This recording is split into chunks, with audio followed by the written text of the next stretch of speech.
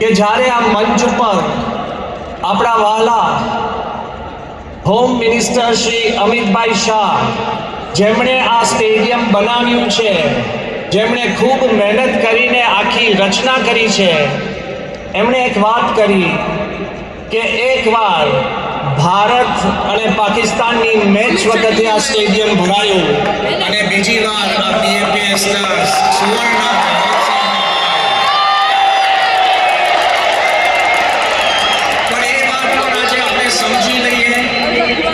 Let us understand one thing, that normally a stadium is divided.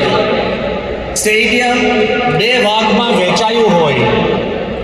આ સ્ટેડિયમની અંદર બે team રમતી હોય, એક જીતે અને એક હારે. એક ભાગ આનંદિત થાય અને એક ભાગ ઉદાસીન થાય. પણ આજે માહોલ જુદો છે. આપણે એક જ ટીમ છે, a team of oneness.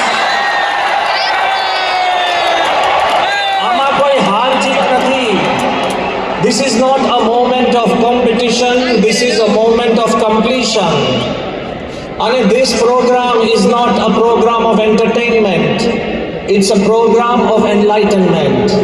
કદાચ ભાગ્યે જ આવા સ્ટેડિયમની અંદર રમતો રમાશે, પ્રોગ્રામો થશે, પણ આધ્યાત્મિક પ્રોગ્રામ જેના બીજની અંદર ધર્મ છે, જેના ઝાડની અંદર મૂલ્યો છે અને જેના ફળની અંદર પરોપકાર છે, આ બીએપીએસ કાર્યક્રમનો માહોલ છે.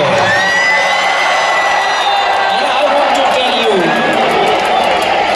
to tell you today કે જે મોદી સાહેબે વાત કરી કે ખરેખર બીએપીએસના કાર્યક્રમની તાકાત કઈ છે, તો જ્યારે પ્રમુખ સ્વામી શતાબ્દી વખતે પોતે પધાર્યા ત્યારે એમની એક વાત કરી હતી કે જ્યારે પોતે નીલ આર્મસ્ટ્રોંગને મળ્યા, જે એસ્ટ્રોનોટ ચંદ્ર ઉપર ગયા હતા,